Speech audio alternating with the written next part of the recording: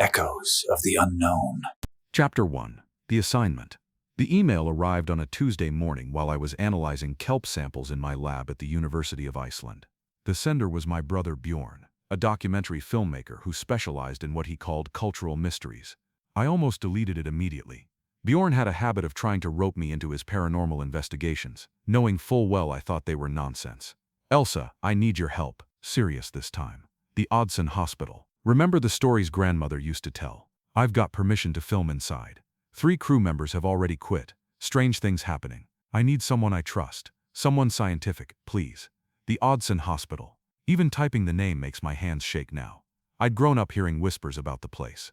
Built in 1952 as a state-of-the-art psychiatric facility, it had been abandoned abruptly in night. The official story was structural damage, but grandmother, who'd worked as a nurse in Reykjavik General, told different tales. Patients who swore they'd lost entire days. Staff members who'd clock in for a shift and not be seen again for 72 hours, with no memory of where they'd been.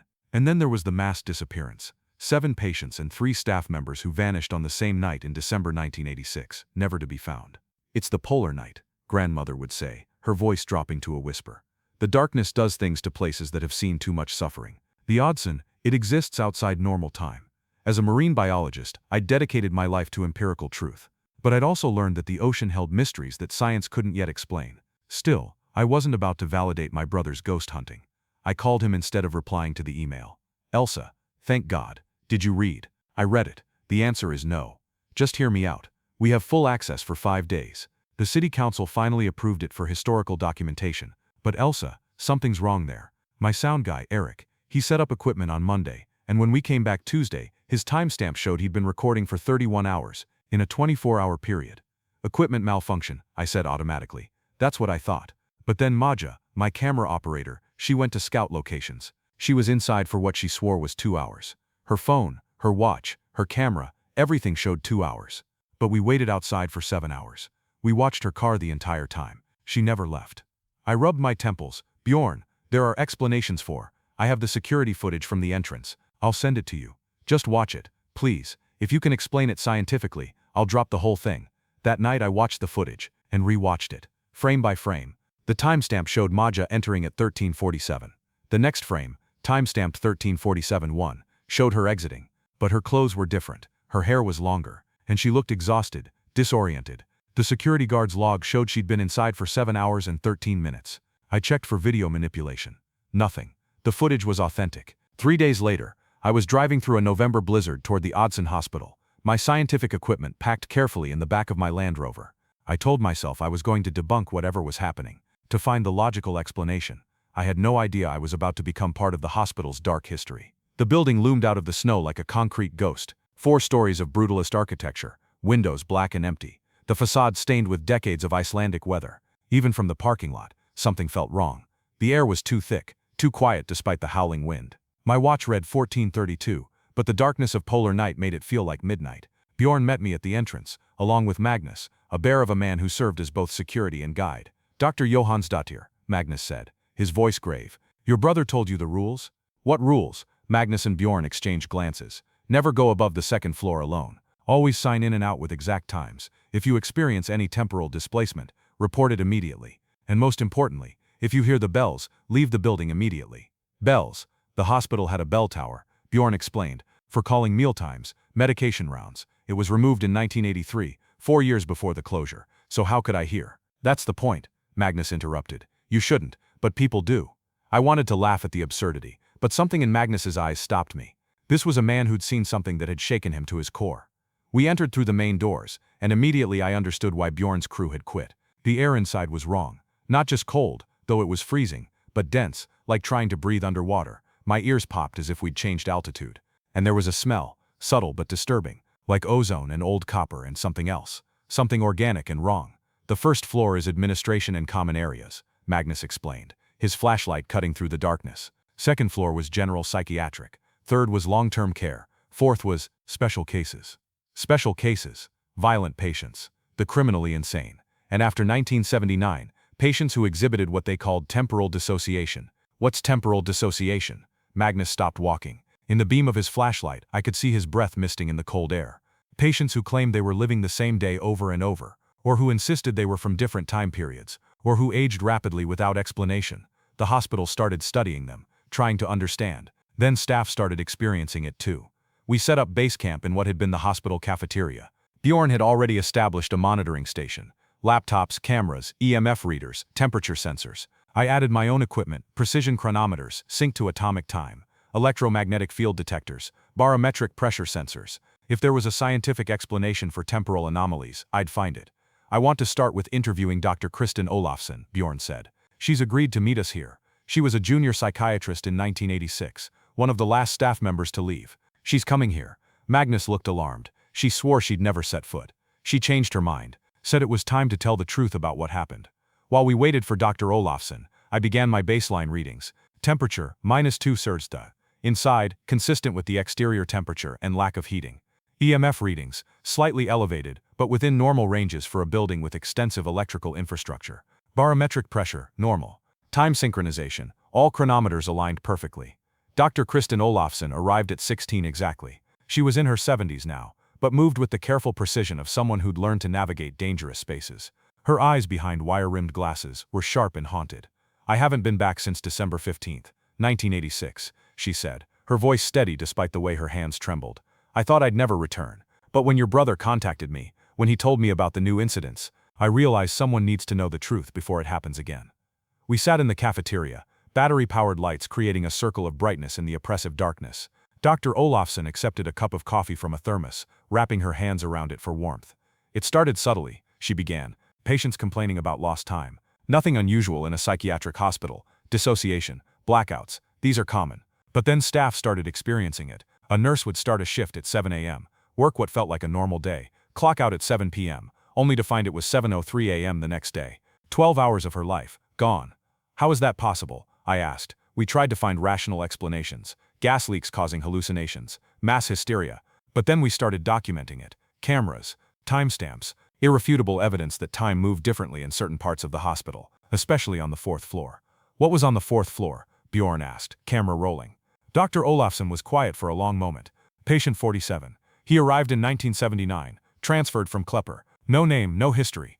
The police had found him at Thingvellir, at the Continental Divide. He was speaking Old Norse, not modern Icelandic, but the language as it was spoken 1,000 years ago. Linguists confirmed it. He claimed he was from the year 1021, that he'd been pulled forward through time by something he called the Tímaþjófur, the time thief. You believed him? I was skeptical. Until I watched him age 15 years and 3 months. Until I saw security footage of him being in 2 places at once.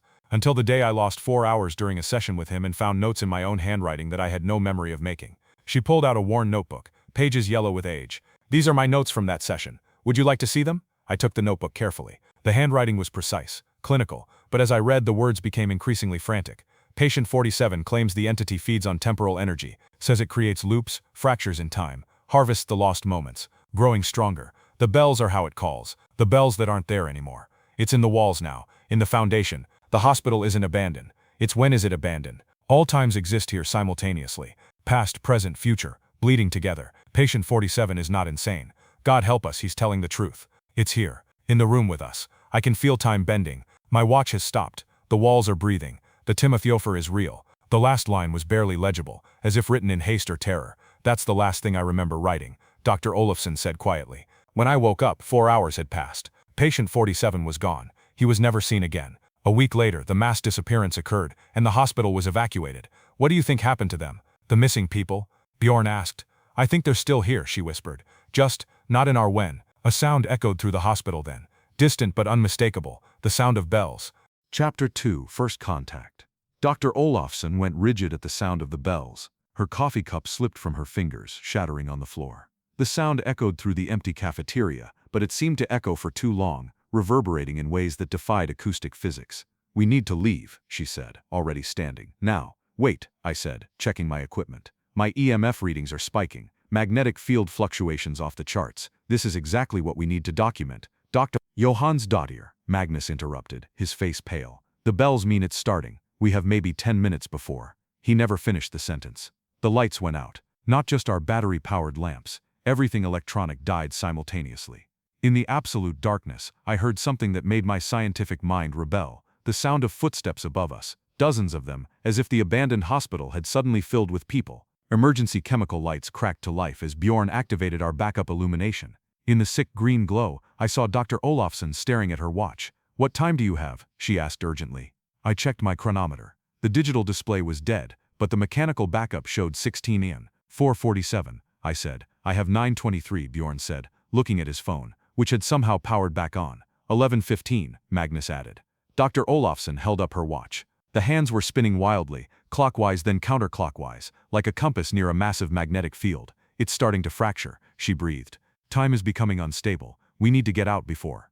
The bells rang again, louder this time, and with them came a smell, ozone and copper and something else, something organic and ancient and wrong. "The main exit," Magnus said, but when we turned toward the cafeteria doors they weren't there. Where the entrance had been was now a solid wall, painted institutional green, with a faded mural of smiling patients engaged in occupational therapy. "That's impossible," I said, running my hands over the wall. It was solid, real, cold to the touch. "We just came through here 20 minutes ago." "Time isn't linear here anymore," Dr. Olafsson said. "The hospital exists in multiple temporal states simultaneously. We're not in the 2019 version anymore." "That's not scientifically possible," I insisted, even as my rational mind struggled to process what I was seeing. "Your equipment," Bjorn said suddenly. "The chronometers, are any of them still working?" I checked my cases. Of the 6 precision timepieces I'd brought, only one mechanical chronometer was still functional, but as I watched, its hands began moving erratically, speeding up, slowing down, sometimes stopping entirely. "We need to find another exit," Magnus said. "The emergency stairs in the east wing." "No," Dr. Olafsson interrupted. "Never the stairs during a temporal event. People have entered stairwells and emerged decades later, or earlier, or never emerged at all." The footsteps above us grew louder, more chaotic. It sounded like running now, panicked, and underneath it, barely audible, voices, screaming, crying, pleading in Icelandic, but the dialect was wrong, archaic. "The morgue," Dr. Olafsson said suddenly. "In the basement. It has its own exit to the loading dock. The temporal distortions were always weakest there. Something about the depth. The earth itself provides insulation. You want us to go deeper into this place?" Bjorn asked. "It's that or wait here until we're pulled into whatever temporal fragment the hospital decides to show us next. And trust me, some of those fragments, you don't want to experience what happened here in the bad years." We gathered what equipment we could carry. I grabbed my one functioning chronometer and a handful of chemical lights. The electronic equipment was useless now. Even devices with full batteries remained dead. The journey to the basement access should have taken 5 minutes. It took what felt like hours. The hospital's layout kept shifting. Corridors that should have led to the stairs instead opened into patient rooms, some furnished as if still in use, others stripped bare. In one room, I saw a shadow of a figure sitting on a bed, but when I shined my light directly at it, nothing was there. Yet the depression in the mattress remained, as if someone invisible was still sitting there. "Don't look too closely at anything," Dr. Olafsson warned. "Don't try to make sense of it. The more you observe, the more entangled you become with the temporal anomaly." We passed through what had been the hospital's day room. Here the distortion was severe. Half the room looked as it must have in the 1950s, bright and clean, with cheerful yellow walls and modern furniture. The other half showed its current state: decay, mold, broken windows letting in snow. The dividing line between past and present wavered like a heat mirage. "My God," Bjorn whispered, raising his camera. "Don't film it," Dr. Olafsson snapped. "Recording temporal anomalies can create feedback loops. That's what happened to patient 47. He became unstuck in time because he observed too much, understood too much, but it was too late." Bjorn had already started recording. Through his viewfinder we could see something the naked eye couldn't: figures in the restored half of the room. Patients in 1950s clothing, playing cards, reading newspapers. One of them, a young woman with dark hair, turned and looked directly at the camera. She mouthed a single word: "Help." Then the bells rang again, so loud this time that we all covered our ears. When the sound faded, the day room was uniformly decrepit again. But the woman from the 1950s was standing in the doorway, translucent, flickering like a bad television signal. "Please," she said, her voice coming from very far away. "The time thief, it keeps us here. All of us, every when, feeding. We can't help you," Dr. Olafsson said gently. "I'm sorry, we can't." The woman's face contorted in anguish. "Then you'll join us. Everyone does. Eventually. Time is its web, and this place is where it feeds." She vanished, but her words echoed in the empty room. We found the basement access behind what had been the pharmacy. The stairs descended into darkness that our chemical lights barely penetrated. The temperature dropped with each step, and I noticed frost forming on the walls, but it was frost that grew and receded in patterns that hurt to watch, as if time itself was freezing and thawing in rapid cycles. The basement was a maze of storage rooms, mechanical spaces and the morgue. Here, mercifully, the temporal distortions seemed less severe, My chronometer maintained a steady rhythm, though I couldn't be certain what time it was actually measuring. This way, Dr. Olafsson led us through corridors. I was certain she shouldn't remember after 33 years. But then I realized, for her in this place, it might not have been 33 years. Time was meaningless here. We passed through a storage room filled with medical equipment from various eras. Some pieces looked brand new, others were rusted beyond recognition. A surgical lamp flickered to life as we passed, illuminating an operating table that was simultaneously clean and blood-stained, new and ancient. "Don't touch anything," Magnus warned. "Objects here can pull you into their temporal state. I've seen it happen." "When?" I asked. He gave me a look that suggested the question itself was meaningless. The morgue doors were heavy steel, painted industrial green. Dr. Olafsson hesitated before pushing them open. "Whatever you see in here," she said, "remember that it's not necessarily now. The morgue was active during the final days. The things that happened to the bodies." She didn't finish. She didn't need to. The morgue was cold, colder than the rest of the basement. Our breath came out in clouds that hung in the air too long, as if frozen in time. The examination tables were empty, but the storage drawers along one wall were open, all of them, and from inside came a soft sound. Breathing. "Keep moving," Dr. Olafsson whispered. "The loading dock is through that door." But as we crossed the room, one of the drawers slid out further. Inside was a body, but it was aging and reversing in age, simultaneously, flesh decomposing and reforming in a cycle that made my stomach turn. "Help me," it whispered, voice changing pitch as it aged and youthened. "The Tímaþjófur. It won't let us die properly. We're stuck in the moment between." I wanted to run, but my scientific mind couldn't look away. This was impossible, a violation of everything I understood about biology, physics, reality itself. Yet it was happening. "Elsa," Bjorn grabbed my arm. "We have to go." The loading dock door was locked, but Magnus had bolt cutters. As he worked on the chain, the bells rang again. This time they were accompanied by something worse. Laughter. Children's laughter, echoing from the morgue drawers. "Hurry," Dr. Olafsson urged. The chain snapped. Magnus pushed the door open, and we stumbled out into the loading dock. But instead of the snowy November night we expected, we emerged into blazing summer sunshine. The hospital parking lot was full of cars, 1960s models, pristine and polished. Staff in white uniforms walked between buildings. A groundskeeper was trimming hedges that in our time had been dead for decades. "When are we?" Bjorn asked. I checked my chronometer. The hands were spinning freely now, meaningless.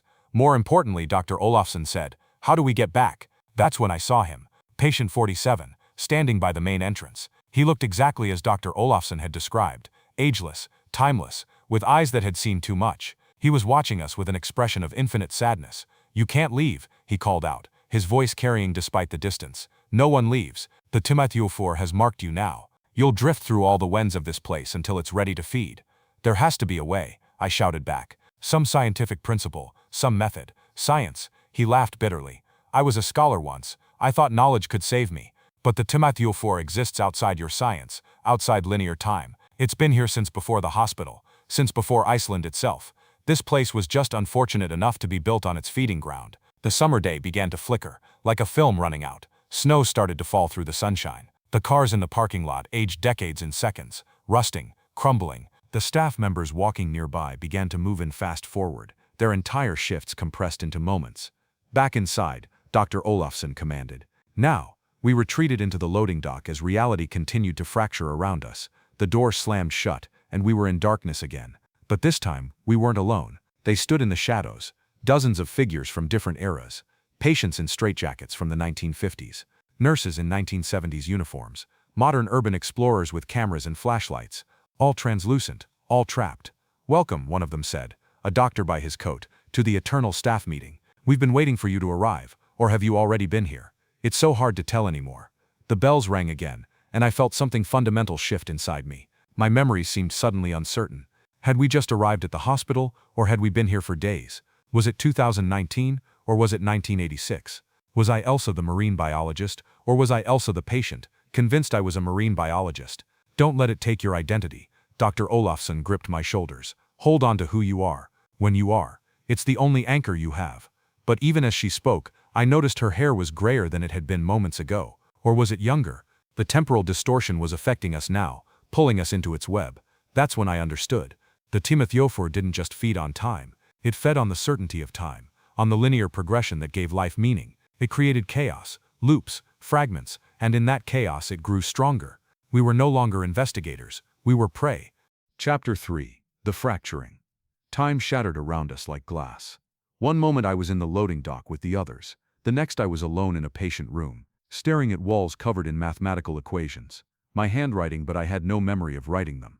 The equations dealt with temporal mechanics, theoretical physics far beyond my expertise as a marine biologist. Yet somehow, I understood them. Day 7, I heard my own voice say, and turned to see myself. Another version, sitting on the bed, recording notes into a voice recorder.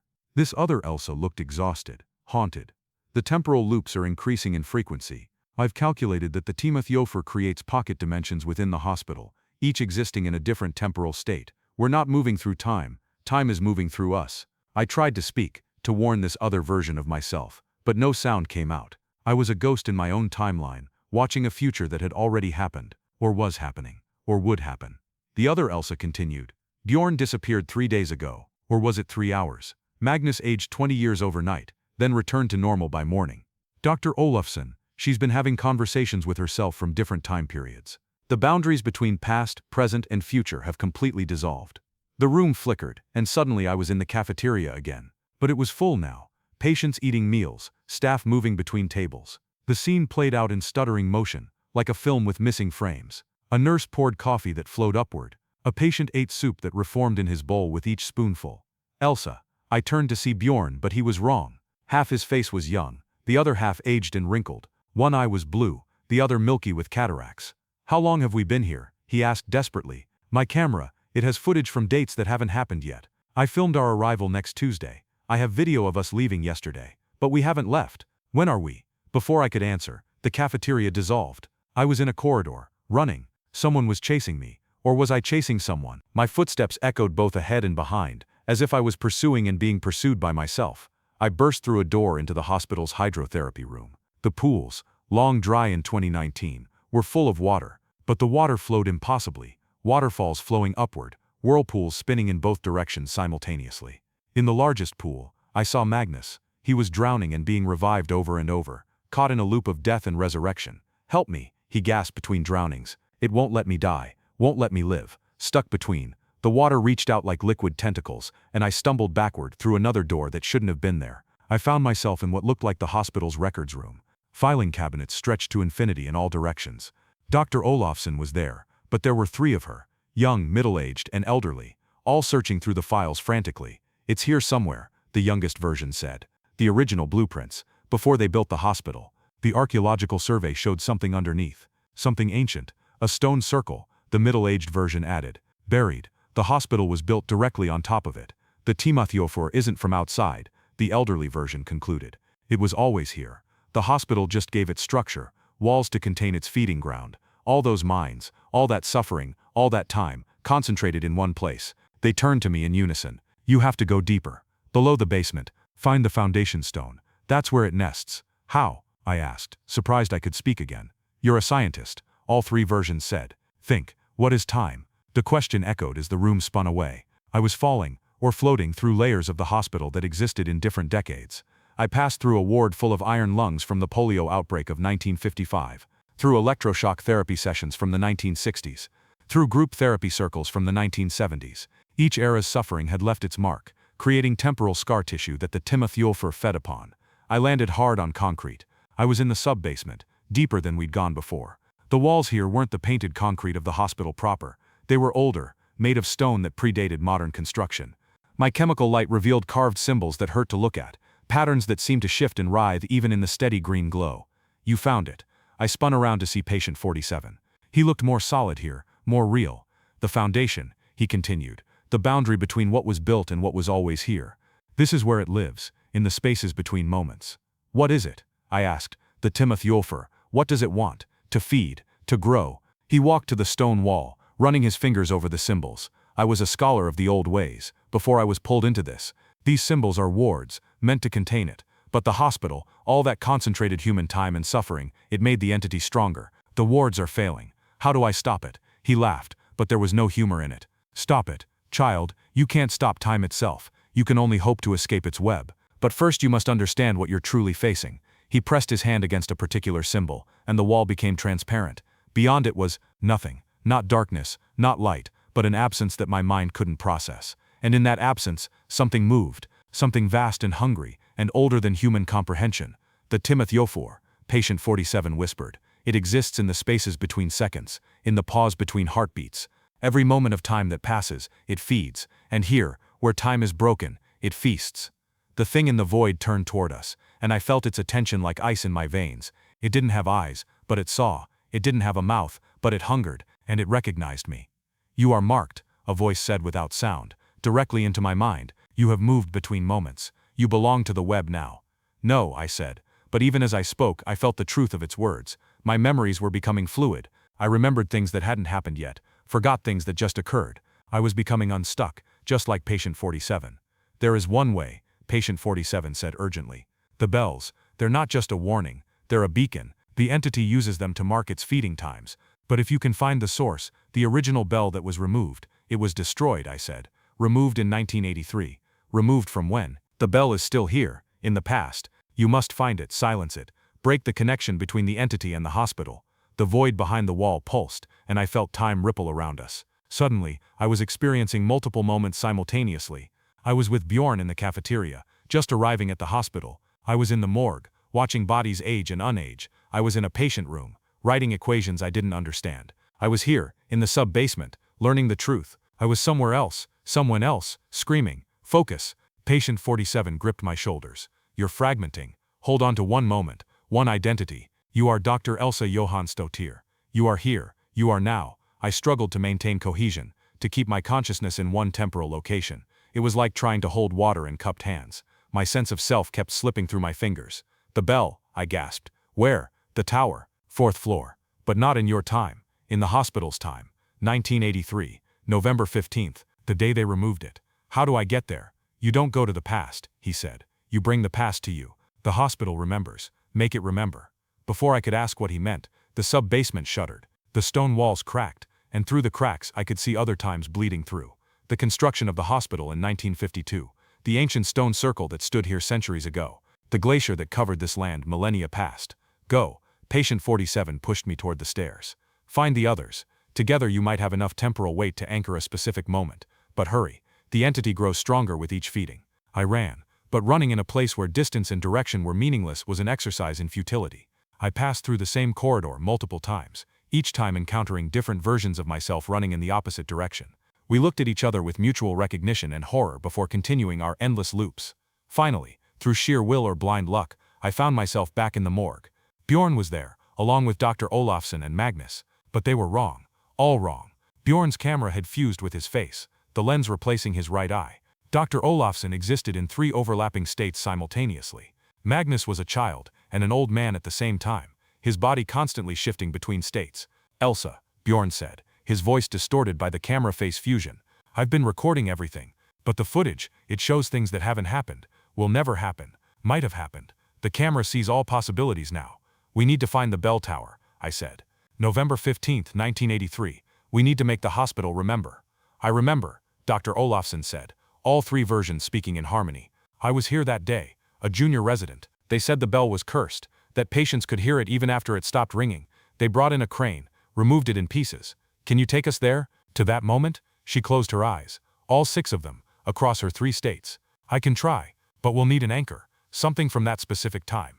Magnus, in his child form, reached into his pocket and pulled out a coin. 1983, he said in a child's voice that carried an old man's weariness. "I was here, visiting my mother. She was a patient. I kept this to remember." The coin seemed to pulse with temporal weight. Dr. Olafsson took it, and the air around us began to shimmer. The morgue flickered between states, modern decay and 1980s functionality. "Everyone hold on," she said, "and whatever you see, whatever you experience, remember, you are you, you are now. Don't let the past claim you." She pressed the coin to her forehead, and reality twisted inside out. We were falling upward through time, through layers of history. I saw the hospital in reverse, decay retreating, walls uncracking, paint unpeeling. Patients walked backward through corridors. Meals were uneaten, medications were unadministered, and through it all, the bells rang. Not the phantom bells we'd heard before, but the real bells of 1983, calling out their last song before removal. We crashed into November 15th, 1983, with the force of a temporal tsunami. The hospital was alive around us. Staff moved through corridors with purpose. Patients sat in common areas, watching television, playing cards. Everything was normal, mundane, except for the crane visible through the windows, positioned next to the bell tower. "We're here," Dr. Olafsson said, but only one version of her had made the journey. She looked young, confused. But I don't remember this. I was here, but I don't remember you being here. Temporal paradox, I said. We're in the past, but we're not part of it. We need to find the bell before the hospitals. PA system crackled to life. Attention all staff. The bell removal will commence in 30 minutes. Please ensure all patients are in their rooms to minimize disturbance. 30 minutes, Bjorn said. His face normal again, but his camera still recording impossible things. But 30 minutes in 1983, or in our time, does it matter? Magnus asked. He was adult-sized again, but moved with a child's uncertainty. Time isn't real here. We made our way to the 4th floor. The hospital in 1983 was a maze of activity. Nurses checked on patients. Doctors made rounds. No one saw us. We were ghosts in the past, invisible to everyone except, you shouldn't be here. A patient stood in the corridor, staring directly at us. Unlike everyone else, he could see us clearly. His eyes were wild, desperate. You're from after, aren't you? He continued. After they take the bell, after it all goes wrong. I've been trying to warn them. The bell isn't just a bell. It's a seal, a lock. Take it away, and the thing underneath gets out. We know, I said, we're trying to stop it. Stop it. He laughed hysterically. You can't stop something that exists outside time, but you can trap it again. The bell, when they remove it, grab it, take it back to your time, ring it in the foundation. 13 times, one for each lunar month. It will seal the entity again. For how long? Does it matter? Time is a circle here. Everything that will happen has happened. Everything that has happened will happen. The only choice is which part of the circle you're on. An orderly approached, looking through us at the patient. Mr. Erickson, you need to return to your room. The bell removal is about to begin. The bells, the patient screamed as he was led away. They're not taking away a bell, they're opening a door. We reached the 4th floor just as the removal began. Through a window we could see workers attaching chains to the massive bronze bell. It was beautiful and terrible, covered in symbols similar to those I'd seen in the sub-basement. How do we take it? Bjorn asked. We're not even really here. The moment of removal, Dr. Olafsson said suddenly. When it's neither in the tower nor on the ground. When it's between states, that's when we can grab it. We watched as the crane lifted the bell from its housing. For a moment it hung suspended in the air, neither part of the building nor separate from it. In that moment I felt the hospital shudder, as if something fundamental had been severed. Now, Dr. Olafsson shouted. We reached out together, our ghostly hands grasping for the bell, and impossibly we touched it. The moment we did, time exploded around us. I was everywhere and everyone at once. I saw the hospital built and destroyed 1,000 times. I saw patients cured and patients lost. I saw the entity beneath, growing stronger with each passing moment, feeding on the temporal chaos. And I saw the truth. The hospital hadn't been built on the entity's prison by accident. Someone somewhen had known, had deliberately created a feeding ground, a temporal battery to power something larger. The Tímaþjófur wasn't just feeding. It was being fed, cultivated, grown for a purpose I couldn't comprehend. But none of that mattered now. We had the bell, or the echo of the bell, the temporal shadow of it, and we were falling back through time toward our own, when, carrying with us the key to either our salvation or our doom. Chapter 4. The Unraveling. We crashed back into 2019 like meteors hitting atmosphere. The impact scattered us across the hospital. I found myself in the hydrotherapy room again, gasping and disoriented. The bell was with me, but it wasn't physical in any sense I understood.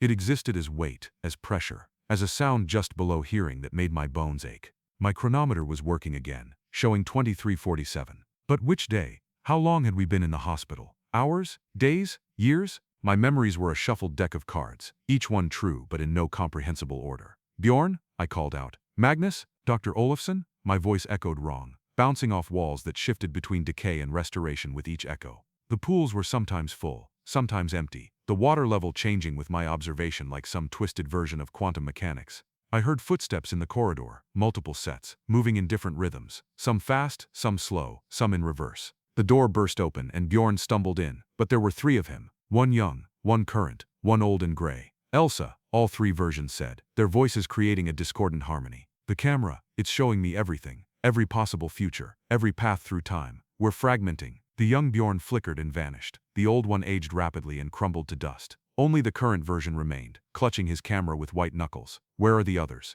I asked. Magnus is in the cafeteria, but he's spreading, existing in multiple moments simultaneously. Dr. Olafsson went to the sub-basement. She said she needed to find the foundation stone, to prepare for the ritual. The bell, I said, holding up the temporal echo. We need to ring it 13 times at the foundation. It will seal the entity. Will it? Bjorn asked. Or is that what it wants us to think? What if the patient in 1983 was wrong? What if ringing the bell doesn't seal it? What if it releases it completely? I hadn't considered that. In this place where cause and effect were meaningless, where past and future bled together, how could we know the consequences of any action? We have to try, I said. The alternative is staying trapped here forever, fragmenting until we're nothing but temporal echoes ourselves. We made our way through corridors that fought our passage. Doors led to wrong rooms, stairs went up when they should go down, and always, the sound of the bells that weren't there rang in the distance. In the cafeteria, we found Magnus, all of him. He existed as a smear across time, dozens of versions of himself from different ages, all occupying the same space. Child Magnus was crying, teenage Magnus was angry, adult Magnus was trying to hold them all together, but I could see the strain. He was becoming undone. Can't hold on, he gasped. Too many of me. Too many whens. Focus on now, I said, gripping his shoulder, or one of his shoulders. You're Magnus. You're here. You're now. Which now? Child Magnus asked. When is now when every moment is happening at once? Dr. Olafsson's voice crackled over the hospital's PA system, though the speakers had been dead for decades. I'm at the foundation stone. The entity is active. It knows what we're trying to do. Hurry. We half-carried, half-dragged the multiple versions of Magnus through the hospital. With each step I felt the Tímaþjófur's attention growing stronger. The walls began to bleed temporal energy, past and future events playing out like projected films. I saw myself arriving at the hospital again and again, each time slightly different. I saw us leaving, sometimes successful, sometimes not. In one version we were all old, having spent decades trapped. In another we were children, as if the hospital had reversed our ages. The path to the sub-basement was a gauntlet of temporal hazards. We passed through a ward where time moved backward, patients unhealing, wounds opening, medications being extracted from bodies. In another section, time moved so fast that dust motes hung frozen in the air while we moved like glaciers. The entity is fighting us, Bjorn said, filming everything despite the impossibility of it. It doesn't want us to reach the foundation. That's when I heard it, not the bells this time, but voices, hundreds of them, maybe thousands, all the lost souls who had been trapped in the hospital's temporal web.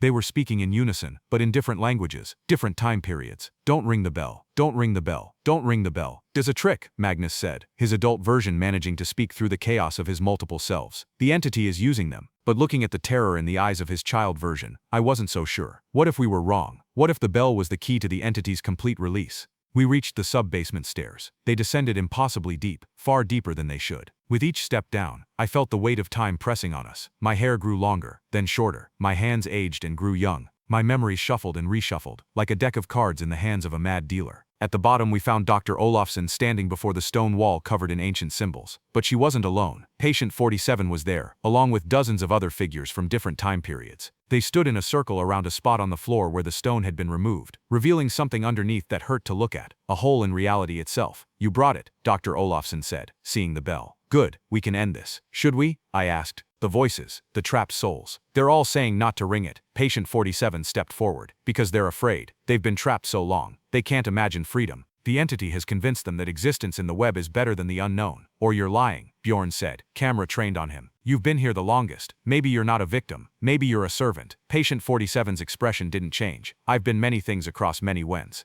Victim, servant, prisoner, guardian. In this place, identity is as fluid as time. But I know one truth. The entity grows stronger every moment. Soon it will break free of the hospital entirely. Would you rather try to contain it, or let it loose upon the world? The hole in the floor pulsed, and I saw into it, into the space between moments where the Tímaþjófur dwelled. It was vast, impossibly vast, a creature or force that existed across all time simultaneously, and it was looking at us. The bell, its non-voice spoke directly into our minds. Ring it, complete the circuit, free us all. Us, I asked. Images flooded my mind. The Tímaþjófur wasn't one entity. It was many, a species or collective that existed outside normal time. They had been trapped here eons ago by the stone circle, imprisoned by ancient people who understood the danger they posed. The hospital had been built on their prison, and all the temporal anomalies were just their attempts to escape. Ring the bell, the entity urged. 13 times. It will open the door, not close it. We will be free, and in gratitude we will release all the trapped souls. It's lying, Dr. Olafsson said, but uncertainty colored her voice. Is it? Patient 47 asked. Or am I? In a place where past and future are meaningless, how can you know which action leads to which outcome? The temporal pressure was building. Magnus's multiple selves were starting to merge and split frantically. Bjorn's camera was smoking, overloaded with impossible images. My own sense of self was fragmenting. I could feel myself spreading across time, becoming like Magnus, existing in multiple moments at once. We have to choose, I said, holding up the bell. Ring it or destroy it, but we choose now, before we lose the ability to choose at all. Ring it, patient 47 said. Destroy it, Dr. Olafsson countered. Ring it, the trapped souls chorused. Destroy it, the entity whispered, and I realized with cold certainty that it had been playing all sides, speaking through everyone, creating confusion to serve its own ends. I looked at my companions, what remained of them. Magnus was a temporal storm of selves. Bjorn was more camera than man now, recording everything and nothing. Dr. Olafsson was aging and growing young in waves. We were running out of time, or perhaps we had too much time. Either way, we were losing ourselves. I made my decision. I rang the bell. The sound that emerged wasn't sound at all. It was the vibration of time itself, rippling out from the bell in waves that I could see, feel, taste. The first ring shattered the nearest wall, revealing not the sub-basement beyond, but the void where the Tímaþjófur waited. Yes, patient 47 said, but his voice was different now, older, hungrier. I rang it again. The second toll caused Magnus to collapse, all his cells suddenly slamming back into one. He screamed as decades of existence compressed into a single moment. Third ring, the hole in the floor began to widen. Through it I could see not one entity but thousands, millions, an entire civilization that existed between seconds. Stop! Dr. Olafsson shouted. It's not sealing them, it's releasing them, but I couldn't stop. The bell rang itself now, using my hand as a conduit. Fourth toll, fifth, sixth. With each ring the barriers between our reality and the entity's realm grew thinner. Elsa, Bjorn dropped his camera, grabbing my arm. Fight it. 7, 8, 9. The hospital was coming apart around us, not physically but temporally. Past, present, and future collapsed into a single point. I saw the stone circle that had stood here before. I saw the glacier. I saw the heat death of the universe. I saw the birth of stars. 10, 11. The 13th ring will complete it, patient 47 said, and now I could see him for what he truly was, not a man displaced in time, but one of them, wearing human form. The door will open fully. We will be free. 12. Time stopped. Not slowed, not paused, but stopped. Everything hung suspended in a moment between moments. And in that stillness, I heard my grandmother's voice, speaking words she'd said when I was young. Time is a river, Elsa, but rivers can be dammed. I understood. With every ounce of will I had left, I prevented the 13th ring. The bell fought me. The entities raged, but I held it silent. And in that silence I spoke. I offer a bargain. The Tímaþjófur's attention focused on me like the weight of eternity. The bell has rung 12 times. The door is almost open. But I hold the final ring. Release everyone trapped in this hospital. Every soul, every fragment, every temporal echo. Release them, and I'll complete the sequence.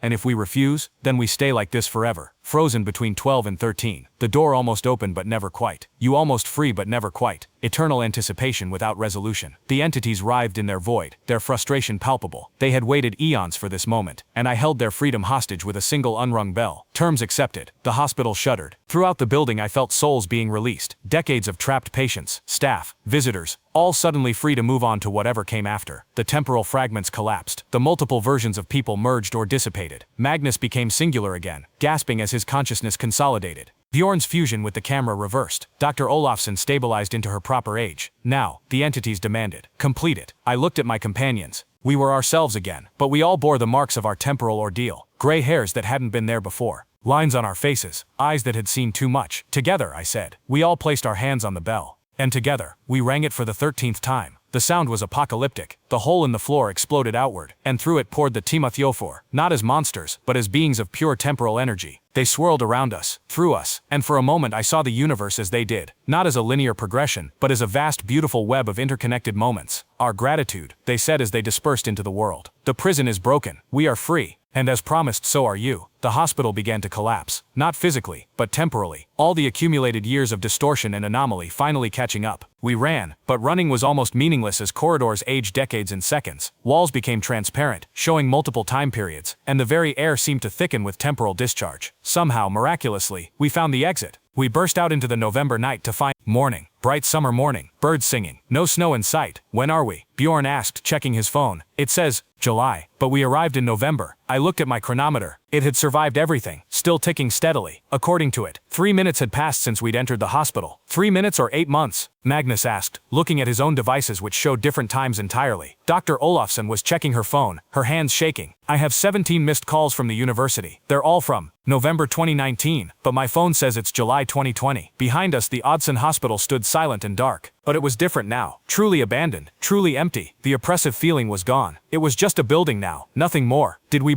Bjorn started, then stopped. Did any of that actually happen? I looked at my hands. They bore small scars I didn't remember getting. My hair had streaks of gray that hadn't been there before. In my pocket I found notes in my handwriting about temporal mechanics. Equations I shouldn't understand but did. It happened, I said. just not in any way that makes linear sense. We stood there in the summer morning that should have been winter night, 4 people who had shared an impossible experience. The world looked the same, but we knew it wasn't. Somewhere out there, the Tímaþjófur moved freely through time, no longer imprisoned. What that meant for the world, we couldn't know. We should report this, Magnus said, but his voice lacked conviction. Report what? That we'd entered a building in November and exited in July, that we'd freed an ancient temporal entity. That time itself was far more fluid than anyone imagined. Who would believe us? Dr. Olafsson asked. Bjorn held up his camera. I have footage, hours of it, but he checked the memory card. It's all corrupted. Every file shows the same timestamp, 000. We eventually made our way back to our cars, which were somehow still in the parking lot, despite the apparent passage of 8 months, or 3 minutes, or however long it had actually been. As I drove away, I looked back at the hospital one last time. For just a moment, I thought I saw figures in the windows. Patient 47, the trapped souls, all the temporal echoes we'd encountered. They waved, and then they were gone, finally free to move on to wherever souls go when they're no longer trapped in time. Chapter 5. The Aftermath. The world we returned to was subtly different. Not in any way most people would notice. The sun still rose in the east, water still flowed downhill, clocks still moved forward. But for those of us who had been in the Oddsson Hospital, who had experienced time as a fluid, breakable thing, the differences were everywhere. I returned to my lab at the university to find my kelp samples exactly as I'd left them, what felt like days ago, but was apparently either 3 minutes or 8 months depending on which timeline you believed. My colleagues greeted me normally, as if I'd just stepped out for coffee, but the date on every computer, every phone, every calendar, said July 15th, 2020. My blood ran cold. What temporal anomalies? Started about 8 months ago. November, I think. People reporting lost time, gained time. Small stuff mostly, arriving at work before they left home, that sort of thing. The physics department is going crazy trying to explain it. 8 months ago, when we'd entered the hospital, I spent the next weeks researching, compiling reports of temporal anomalies from around the world. They were small, easily dismissed. A woman in Tokyo who aged a year and a day, then returned to normal. A man in New York who existed in 2 places at once for 30 seconds. A child in Mumbai who spoke in a language that linguists identified as a dialect that wouldn't evolve for another century. The Tímaþjófur were free, and they were feeding, but feeding differently now. Not trapped in one location, gorging on concentrated temporal energy, but grazing lightly across the entire world. Taking a second here, a minute there. Most people never noticed. Time, I was learning, was far more elastic than we'd ever imagined. Bjorn threw himself into trying to salvage his footage. He became obsessed, convinced that somewhere in those corrupted files was evidence of what we'd experienced. He called me at all hours, talking about compression algorithms and temporal codec theories. I can see them, Elsa, he said during one 3 a.m. call. In between the frames, the lost moments. They're all there, just sideways to normal time. He sent me files that showed nothing but static to me. But Bjorn swore he could see the hospital, could see us moving through impossible corridors, could see the entities in their void. I worried about him, but I had my own obsessions. The equations I'd written while in the hospital haunted me. They described a universe where time wasn't a river flowing in one direction, but an ocean with currents, eddies, and depths. Where past and future were just directions, like up and down, and with the right knowledge, one could move in any direction. Dr. Olafsson returned to her psychiatric practice, but found herself drawn to patients with temporal delusions. Except now, she wasn't sure they were delusions. A patient came to me yesterday, she told me over coffee, claims he's been living the same day repeatedly, but each repetition is slightly different. Classic temporal loop delusion, I would have said before. But Elsa, I checked. His descriptions of the variations match actual events, things he couldn't possibly know unless he really was experiencing time non-linearly. Magnus quit his security job. He couldn't handle the uncertainty anymore, never knowing if the time on his watch was real, or if he might suddenly find himself in yesterday or tomorrow. He moved to a cabin in the countryside, away from clocks and schedules and the pressing weight of measured time. I exist when I exist, he told me during my last visit. Morning comes when the sun rises, not when a clock says so. It's the only way I can stay sane. As for me, I tried to return to my normal life. I published papers on kelp growth patterns and ocean acidification. I attended faculty meetings and supervised graduate students. But every night, I dreamed of the hospital, of corridors that led to different decades, of the bell that opened doors between worlds, of entities that existed in the spaces between seconds. Sometimes, I experienced minor temporal slips. I'd be in my office and suddenly smell the antiseptic scent of the hospital in night. I'd hear the phantom bells ringing and know that somewhere, somewhen, they were still calling. Once I looked in the mirror and saw myself aged by decades, a glimpse of a future that might be or might have been. 3 months after our escape, or 11 months depending on your timeline, I received a package with no return address. Inside was a single photograph, the four of us standing outside the Oddsson Hospital. But in the photo, the hospital was new, pristine, with a sign indicating it was opening day, and standing behind us, transparent but visible, was patient 47. On the back, in handwriting I didn't recognize, were the words, "Time is a circle. Everything that will happen has happened. Thank you for freeing us. Thank you for freeing them." The dance continues. I kept researching, kept trying to understand what we'd unleashed. The temporal anomalies were increasing, but subtly. Reality was becoming more fluid, but gradually, like eyes adjusting to darkness. Most people adapted without even realizing anything had changed. But I knew, we all knew, we'd opened a door that couldn't be closed. The Tímaþjófur were free, and the world was their feeding ground now. Whether that was a catastrophe or an evolution, only time would tell, and time, I'd learned, was far stranger than any of us had ever imagined. Chapter 6. The Return. 1 year later. Or was it yesterday? Time had become negotiable. I received a call from Bjorn. "Elsa, you need to see this." I finally decoded the footage. All of it. But there's something else. Something we missed. I met him at his apartment, which had transformed into a chaos of monitors, hard drives, and printouts covered in temporal equations. He looked haggard, obsessed, but his eyes burned with discovery. "Look," he said, pulling up a video file. "This is from when we first entered the hospital." The footage was clear now, showing us walking through those doors into darkness. But in the background, visible only because Bjorn had enhanced and slowed the video, were other figures, dozens of them, all walking into the hospital at different times, different eras, all superimposed on the same frame. "We weren't the only ones," Bjorn continued. "The hospital has been drawing people in for decades, maybe centuries, all to feed the Tímaþjófur. But Elsa, that's not the important part. This is." He switched to another file. It showed the hospital from the outside, but from an angle we'd never filmed. The timestamp read November 15, 2019, the day we'd arrived. But we weren't in the shot. "This is from a security camera across the street. I requisitioned it from the city. Look at the timestamp. Look at the hospital." I looked. The building stood dark and abandoned. The timestamp ticked forward normally. Then at exactly 14:32, the time we'd arrived, the hospital flickered. For just a frame, it wasn't there. In its place was the ancient stone circle, exposed to the gray November sky. "It's still happening," Bjorn said. "The hospital exists in a temporal loop. It's still there, still feeding them. We didn't end anything. We just stepped out of the loop. That's impossible. We freed the entities. We rang the bell. Did we, or did we just experience one possible outcome? One iteration of an endless cycle?" My phone rang. "Dr. Olafsson. Elsa, I'm at the hospital. You need to come. Now." "What? Why are you?" "I've been having dreams. The same dream every night. Patient 47, telling me we're not finished. That we have to go back. I came to prove to myself it was just trauma. Just my mind processing what happened. But Elsa, there are cars in the parking lot. Fresh footprints in the dust. Someone's inside." My blood ran cold. "Get out of there. Now." "I can't. The doors are locked. From the inside. And I can hear them. The bells. They're ringing." The line went dead. Bjorn and I raced through the streets of Reykjavik. The familiar route to the hospital felt different now. Stretched in some places. Compressed in others. Time hiccuped around us. I saw the same red car pass us 3 times, the driver aging slightly with each pass. We arrived to find Dr. Olafsson's car in the parking lot, along with 5 others I didn't recognize. The hospital loomed before us, exactly as it had a year ago. Or yesterday. Or never. "We can't go in," I said. "It's a trap. The loop is trying to pull us back. We can't leave her," Bjorn countered.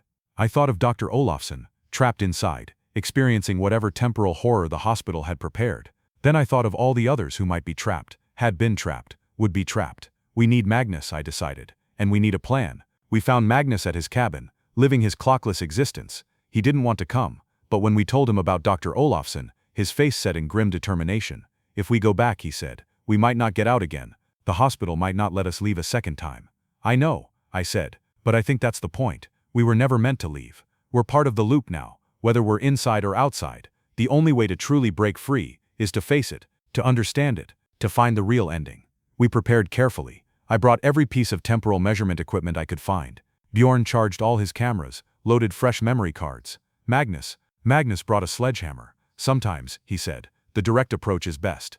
We returned to the hospital as the sun set, or perhaps as it rose. The light was impossible, coming from all directions at once. The building seemed to breathe, walls expanding and contracting slightly, as if it were alive, or as if time itself was breathing through it. The doors were unlocked now, waiting for us. Inside, the hospital was different. Not abandoned, not restored, but all states at once. I could see through time like looking through layers of glass. In one layer, nurses rushed through bright corridors. In another, the halls were empty and decaying. In a third, the building was still under construction, workers laying the very tiles we walked on. "Dr. Olafsson," Bjorn called out. His voice echoed not just through space but through time. I heard it bounce off walls that hadn't been built yet, resonate in rooms that had already crumbled. We found her in the cafeteria, sitting at a table with 5 other people. They were all staring at nothing, eyes vacant, but their lips moved in unison, speaking words in a language that predated human speech. "Dr. Olafsson," I said, touching her shoulder. She blinked, awareness returning slowly. "Elsa, how long have I been here?" I checked my chronometer. It was spinning wildly, unable to find a stable time frame. "I don't know. Maybe minutes, maybe years. The others," she gestured to her companions, "they've been here longer, some since the hospital opened, some from before it was built. They're stuck in the moment of feeding, when the Tímaþjófur take their time." One of the others, a young man in a doctor's coat from the 1960s, suddenly focused on us. "You're back," he said. "Good, the cycle is almost complete. One more iteration, and the door opens permanently." "What door?" Magnus demanded. "Not a door between our world and theirs," the man explained. "A door between all whens, past, present, future, all will collapse into a single moment. The Tímaþjófur's paradise, eternal feeding on infinite time. How do we stop it? You can't. You already haven't. You will have tried and failed. Time is a circle here. Every ending leads to a beginning." I felt the weight of his words, the hopelessness of fighting against something that existed outside linear causality. But then I remembered my grandmother's words again. "Time is a river, but rivers can be dammed." "No," I said. "Time isn't just a circle. It's an ocean, and oceans have depths." I pulled out the equations I'd written during our first visit, the ones that had haunted me for a year. Looking at them now, with the hospital's temporal distortion affecting my perception, they suddenly made sense. Not just as mathematics, but as a map. "The Tímaþjófur don't just exist between moments," I said, understanding flooding through me. "They exist beneath them. Time has layers, like sedimentary rock. They're in the deep time, the fundamental level where past, present, and future are still undifferentiated." "So?" Bjorn asked. "So we've been fighting them in the wrong dimension. We keep trying to seal them out of our timeline, but they don't exist in our timeline. They exist under it. We need to go deeper." "Deeper into what?" Magnus asked. "Into the foundation of time itself. The stone circle beneath the hospital isn't just a physical anchor, it's a temporal one. It marks the spot where deep time touches surface time. That's why the hospital was built here.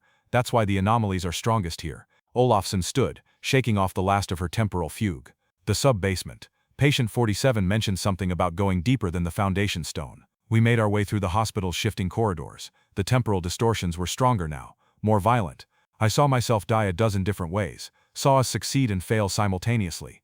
The building fought us, trying to trap us in loops, trying to scatter us across different time streams. But we pushed through, using our shared experience as an anchor. We'd been through this before. We knew the hospital's tricks, and more importantly, we knew each other. That connection, that shared temporal trauma, kept us together. The sub-basement was a war zone of conflicting time streams. Past and future crashed together like tectonic plates. I saw the ancient stone circle being erected by people in furs and bronze. I saw the hospital being built, torn down, rebuilt. I saw versions of ourselves from the previous visit, moving like ghosts through our current path. At the foundation stone, patient 47 waited for us. But now I could see him for what he truly was. Not one person, but thousands. All the people who had been pulled into deep time, all existing as a single entity spread across multiple moments. "You understand now," they said. "The Tímaþjófur aren't invaders. They're gardeners, and we're the crop. Every person who experiences temporal displacement," I said, "becomes part of the harvest. Their lost time feeds the entities." "Yes, and now the harvest is ready. One more soul pulled into deep time, and the critical mass is reached. The barriers between layers collapse. All time becomes one time. Eternal feeding for them, eternal existence for us." "Who?" Magnus asked. "Who's the last soul?" Patient 47 smiled with 1,000 faces. "You choose. One of you must enter deep time willingly, complete the pattern, or refuse, and remain trapped in this loop forever, experiencing the same horror again and again, until madness takes you and you volunteer anyway." I looked at my companions. Born, who'd documented the impossible. Magnus, who'd lost his faith in measured time. Dr. Olafsson, who'd dedicated her life to understanding the human mind only to find it was as fluid as time itself. "There's another option," I said. I knelt by the exposed foundation stone, placing my hands on the ancient symbols. The equations in my mind aligned with the patterns in the rock.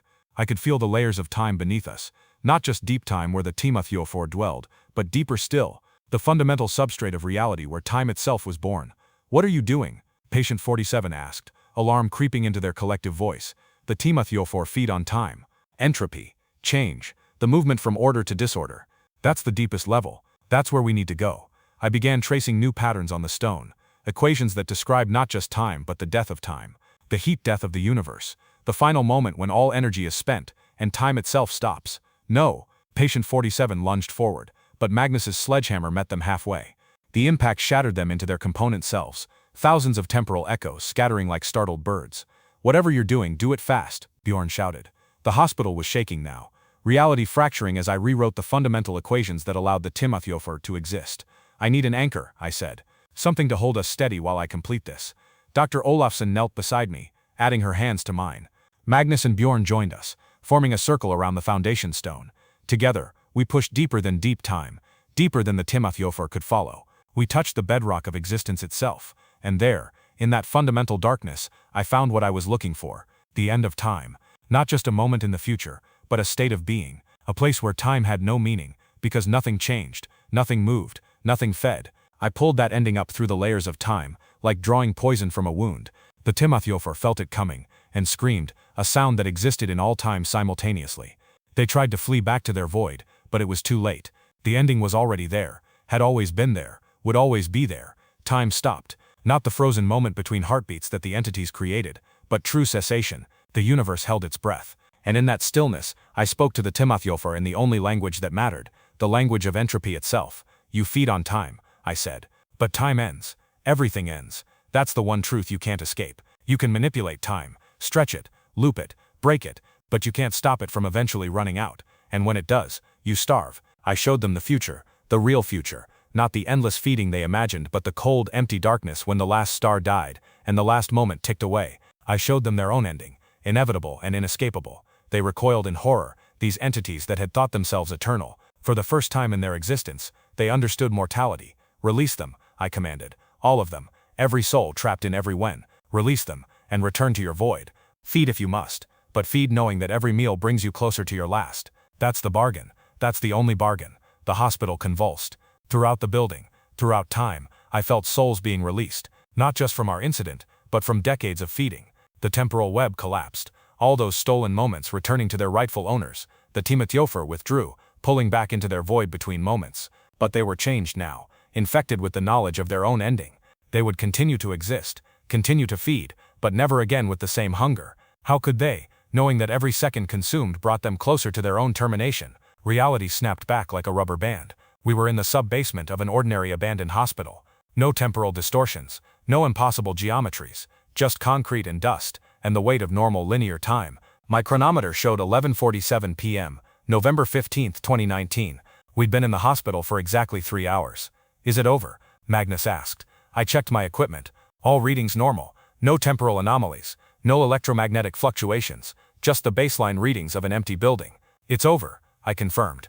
We made our way out of the hospital in silence, each processing what had happened. Outside, the November night was cold and clear. Our cars were where we'd left them, covered in a light dusting of snow. Everything was exactly as it should be. But as we prepared to leave, I noticed something. A small plaque by the entrance that I'd never seen before. It read, "In memory of those lost to time, may they find their way home." The date on the plaque was tomorrow. We drove away from the Oddsson Hospital for the last time. In my rearview mirror, I watched the building recede into darkness. Just before it disappeared from view, I thought I saw a light in one of the windows. A brief flicker, like someone lighting a candle, or like time itself saying goodbye. Epilogue. 5 years have passed since that night in the Oddsson Hospital. 5 normal linear years, each day following the last in proper sequence. The temporal anomalies that had plagued the world stopped almost immediately. Time, it seemed, had returned to its normal flow. The hospital was demolished 3 months after our final visit. The city council voted unanimously, citing structural concerns. But I knew the real reason. Too many people had started reporting strange dreams about the place. Dreams of corridors that led to different decades and bells that rang in the silence. They built a park where the hospital once stood. Children play there now, unaware that they're running over ground where time itself once broke. Sometimes I walk through that park and feel echoes of what was. A chill that has nothing to do with temperature. A moment of dizziness as if the world skipped a frame. But these sensations pass quickly. The wound in reality has healed, leaving only the faintest scar. Bjorn finally released his documentary, though he had to recreate most of the footage. The corrupted files from our experience remained stubbornly inaccessible, showing only static and timestamp errors. His film was well received in certain circles. Those who believed in the paranormal saw it as vindication, while skeptics dismissed it as clever fiction. Bjorn himself no longer cares which camp is right. He knows what he experienced, and that's enough. He still sends me files sometimes, claiming he can see fragments of our journey in the static. I humor him, though I see nothing but noise. Perhaps that's for the best. Some memories are better left fractured. Magnus returned to security work, but he chose a different path. He now guards a lighthouse on the western coast. No basements, he explained. No corridors. Just the sea and the sky, and time moving forward like it should. He seems at peace there, though he admits he can no longer wear a watch. The ticking makes him nervous. Dr. Olafsson retired from psychiatry and took up teaching. She lectures on the nature of perception and reality, never mentioning her own experience but always leaving room for the impossible in her theories. Her students think she's eccentric. If only they knew. She and I meet for coffee every month, a ritual that grounds us both. We don't talk about the hospital often, but when we do, it's with the careful tone of survivors comparing scars. As for me, I return to my research. The ocean still holds mysteries, but they're comfortable mysteries now. The unknown depths of trenches, the migration patterns of whales, the secret life of kelp forests. Mysteries that exist firmly within linear time. But late at night, when insomnia keeps me awake, I sometimes pull out those equations I wrote in the hospital. They still make sense to me in a way they shouldn't, describing a universe where time is negotiable and reality is a consensus rather than a fact. I've never tried to publish them. Some knowledge is too dangerous to share.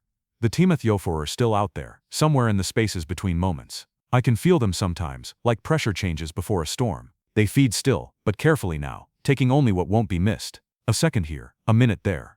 They've learned caution, learned mortality. In showing them their own ending, I changed them fundamentally. Whether that makes them less dangerous or more, I cannot say. Patient 47 appeared to me once, about a year after our final encounter. I was walking along the harbor when I saw him standing at the end of a pier, looking out at the sea. He appeared solid, real, no longer the temporal ghost he'd been. "Thank you," he said when I approached, "for showing them the truth, for showing us all the truth." "Are you free now?" I asked. He smiled sadly. "I'm as free as anyone can be who knows how the story ends. But at least now I can choose which chapter to live in." He walked away, and I haven't seen him since. But sometimes I receive postcards from impossible places, a beach that won't exist for 100 years, a city that vanished in the Middle Ages. They all say the same thing: time is a gift, spend it wisely. The world has moved on from the temporal anomalies. Scientists found explanations that satisfied most people: solar flares, magnetic field fluctuations, mass hallucinations brought on by environmental toxins. Comfortable lies that allow people to sleep at night. The truth, that time itself is far stranger and more fragile than we imagine, remains known only to a few. But every now and then someone contacts me. Someone who's experienced a temporal slip, who's lost an hour or gained a day, who's seen the walls of reality grow thin. I listen to their stories, offer what comfort I can, and tell them the same thing. Time is a river. Sometimes it eddies and swirls, sometimes it even flows backward for a bit, but it always moves forward in the end. Hold on to now. Anchor yourself in the present moment. It's the only moment that's truly yours. The Oddsson Hospital is gone, but its legacy remains in those of us who walked its impossible halls. We are the living memory of a place where time broke down, where past and future collided, where entities from outside our reality fed on the very essence of existence. And sometimes, in the quiet hours before dawn, when the world holds its breath between night and day, I can still hear them, the bells that were removed decades ago, ringing out their warning and their welcome, but I no longer answer their call. Time moves forward as it should, and I move with it, carrying my impossible memories and my dangerous knowledge, grateful for each linear day that follows the last in proper sequence. The Tímaþjófur taught me many things, but the most important lesson was this: time is not our enemy. It's not a resource to be hoarded, or a river to be dammed. It's the medium through which we exist, the canvas on which we paint our lives, and every moment, every perfectly ordinary, gloriously linear moment, is a gift. I know that now, and knowing is enough.